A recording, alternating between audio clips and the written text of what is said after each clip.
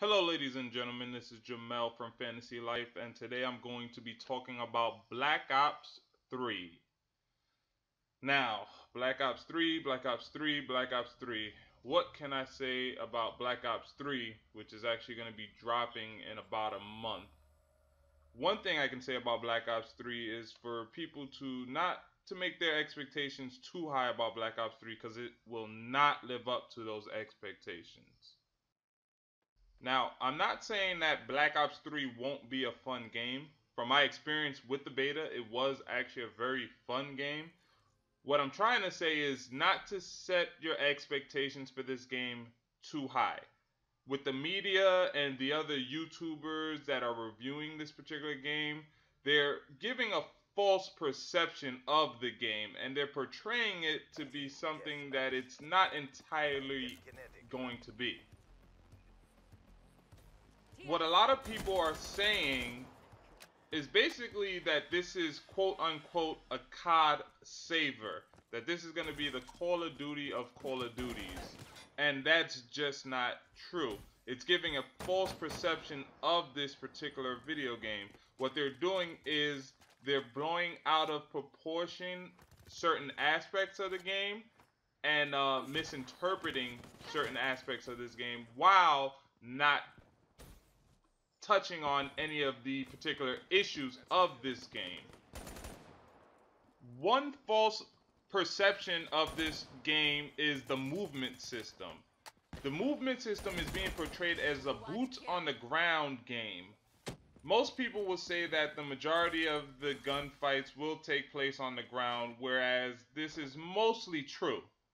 The info that people are leaving out is that Black Ops 3 has a movement mechanic that allows for higher jumping and wall traversal that can be chained to a higher jump.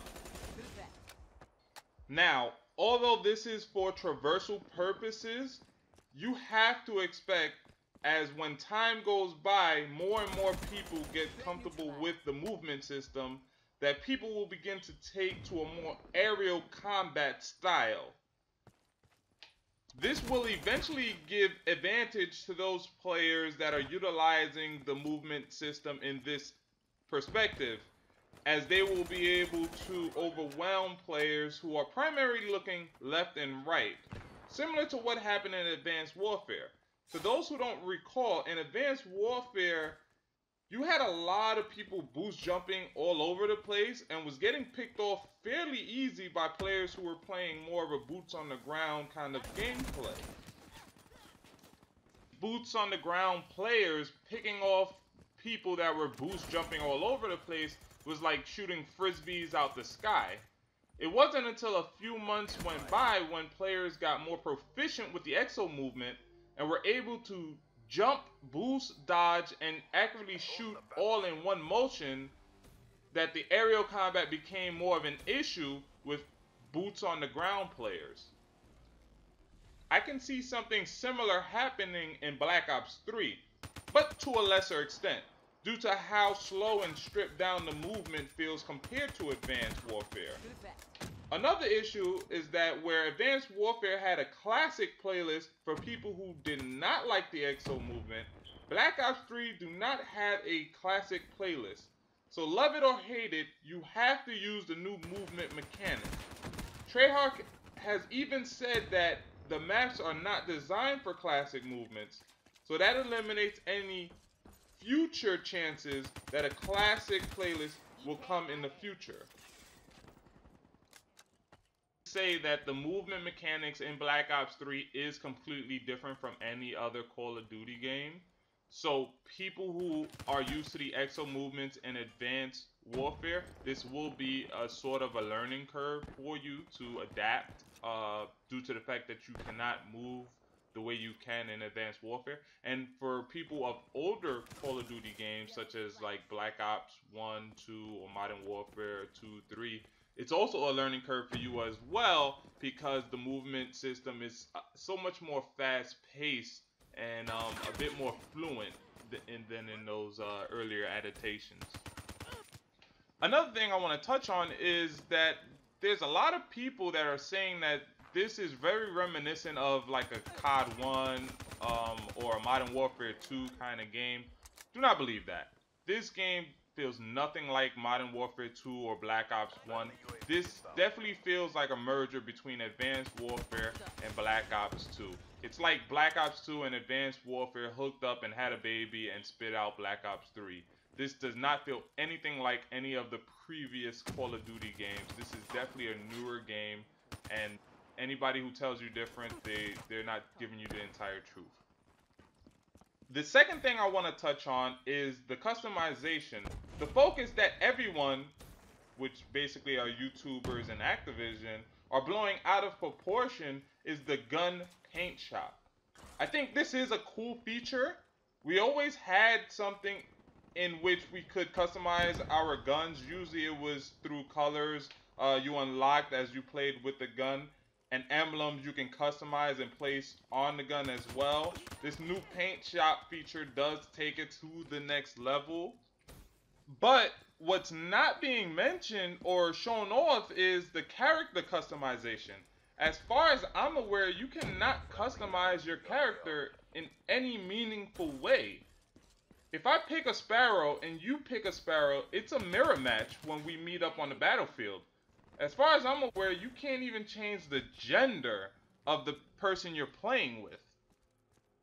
For example, if the enemy team is all running Prophet, I cannot go find the bastard that shot me and stop my kill streak when I was 1 kill away from the mothership because everyone looks the same. I can't go and exact my vengeance on that particular player because there's no differentiating him from the rest of his team. This is a shame because I feel that this is a great step back, especially compared to Advanced Warfare, which allows you to fully customize your character and make him look unique to what you want your player to look like. Unfortunately, this leads me to believe that more customizable options will be available for each specialist via a paid DLC later on. So if you want your specialist to look different, you will eventually have to pay for it. At least that's my theory on it. We'll see when the game eventually comes out, but I'm sure there will be some sort of customization feature that you would eventually have to pay for later on down the line, if they're not allowing you to do it in the game as of right now. The third thing I want to touch on is the time to kill. The time to kill is longer, especially compared to Ghost and Advanced Warfare. But because the hit detection is so good, and the lack of ability to move out of the way, especially if someone has the drop on you, does not make it feel longer. Campers are going to have a field day. And trust and believe there will be campers, because the kill streaks are mandatory. You cannot substitute your kill streak for a perk. And the kill streaks are easier to get and a lot more deadlier than they were in Ghost and Advanced Warfare. Okay, the fourth issue I want to touch on is the Specialist class. This is a fun new addition to the franchise, and Treyarch did a good job listening to people's issues about it and sending patches to either buff or nerf some. What most people are leaving out when they talk about it is that not everyone is going to like it. Now give me a second to explain what I mean. It is something that is mandatory to equip, and you are guaranteed to get one on every playthrough, no matter how bad you're doing. This increases the ease on which you can get a kill. Now, this is great for new players and less skilled players, but players that are good, this will be frustrating because it causes them to die easier, which can result in them not being able to achieve their top kill streak. It lessens the skill gap in which players have. So a more skilled player is going to be a lot more frustrated with these new specialist ability due to the fact that they can die by a noob that has activated and just took a chance shot in a particular direction. For example, the Sparrow's arrows actually explode on impact. So if a skilled player is just by any chance next to it, they can die from the resulting explosion. One specialist I can see frustrating players is the specialist with the rejack, as this is basically a form of Last Stand and Martyr, but way worse. In previous Call of Duties, players hated Last Stand because it was basically a chance for a player to get a last chance kill right before they died.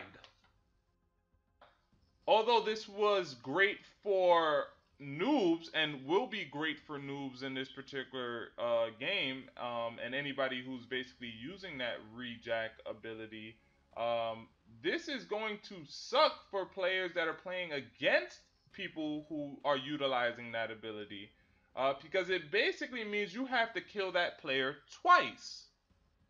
For a game that's as fast paced as Black Ops 3, I want to be able to kill someone and move on to the next person that's probably around the corner and just seen me kill their partner. Rejack goes beyond Last Stand and basically brings the player back to life.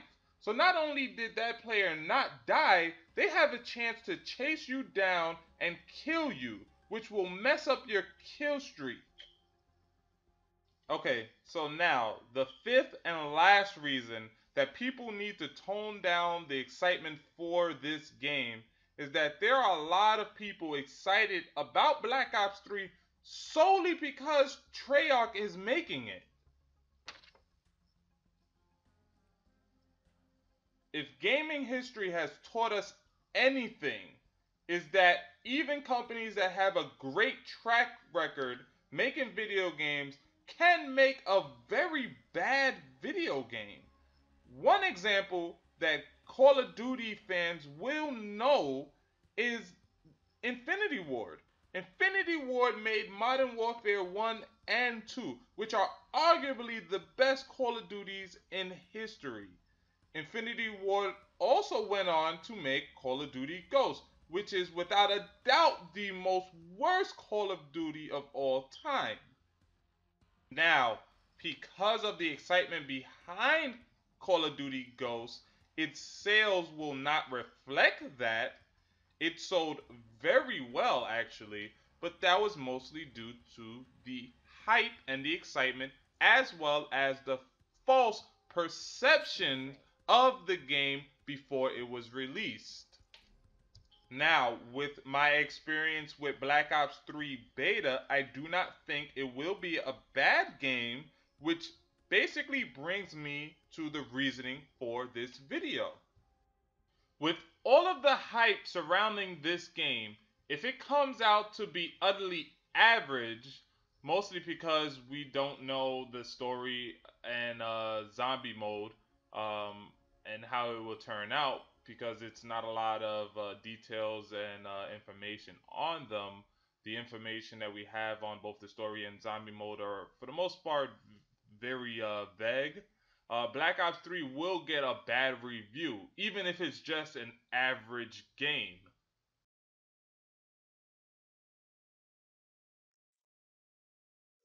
Black Ops 3 does better than Ghost and Advanced Warfare, but does not live up to the legendary hype of Modern Warfare 2 and Black Ops 1.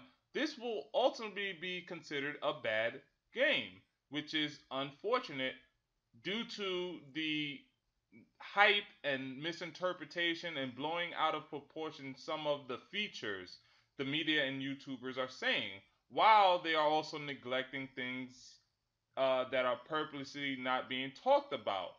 One being the movement system and the customization system, and just leaving out certain informations in regarding that, and just focusing on the benefits of those particular movements. Another thing that is not being talked about is that the Black Ops 3 is basically running on a 15 to 20-year-old engine.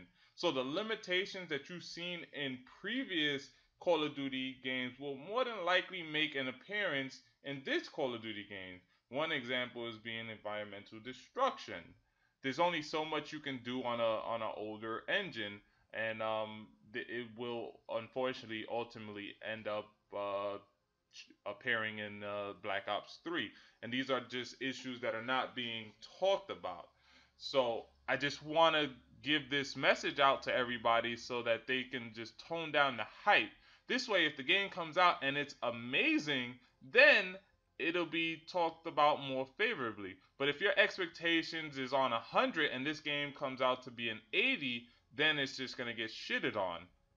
And I don't want that because I do enjoy the game so far from what I've experienced in the beta, and I want people to judge the game based on what it is and not the false perceptions that are being given by Activision and other YouTubers.